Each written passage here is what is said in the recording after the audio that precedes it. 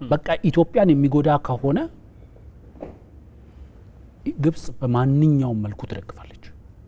በማንኛውም መልኩ ኢትዮጵያን የሚጎዳ ከሆነ ይሄንን ወደ ኋላ ተመልሰን ታሪክ ማገላበጥ እንችላለን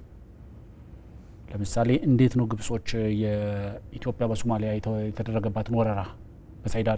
በሳይድ ባሬ ጊዜ የተካሄደውን ወረራ ግብጾች ደግፈው ከሳይድ ባሬ ጎን ቆመዋል they call it Somali Ogaden project በሚል ምክንያቱም ኢትዮጵያን እየቆራረስን እየከፋፈልን ኡስታዝ ጀማል ይመስለኛል በቅርቡ አንድ ቃል ተጠቅሞ ነበር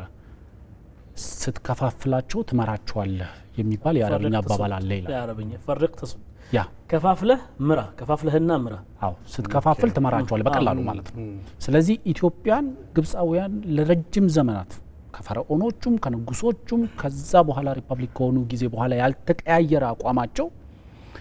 ኢትዮጵያን ብቻ ሳይሆን ባለ ብሮድሊ ኢትዮጵያን ነው ፎከስ የሚያደርጉት ምክንያቱም 86% የናይል ወንዝ የሚሉት ውሃ የሚመጣው ከአባይ ነው ስለዚህ ኢትዮጵያን ፎከስ ያደርጋል ግን ኢንታየር የላይኛውን ተፋሰስ አባል ሀገራትን በጠቅላላ ዲስቴብላይዝ በማድረግ በመከፋፈል በማዳከም ፖለቲካሊም ኢኮኖሚካሊም ስቴብል እንዳይሆኑ በማድረግ ነው የውሃ የተረጋጋ የውሃ ድርሻን ማስጠበቅ የሚችለው የሚል ምክንያቱም ያልተረጋጋች ኢትዮጵያ የተረጋጋ ውሃ ዲሊቨር ታደርጋለች ያልተረጋጋች ኬንያ የተረጋጋ ውሃ ዲሊቨር ታደርጋለች ያልተረጋጋ ታንዛኒያ ቡሩንዲ ዲአርሲ ምናምን መጥላቸው የተፋሰሱ አባል ሀገራት ባልተረጋጉ ቁጥር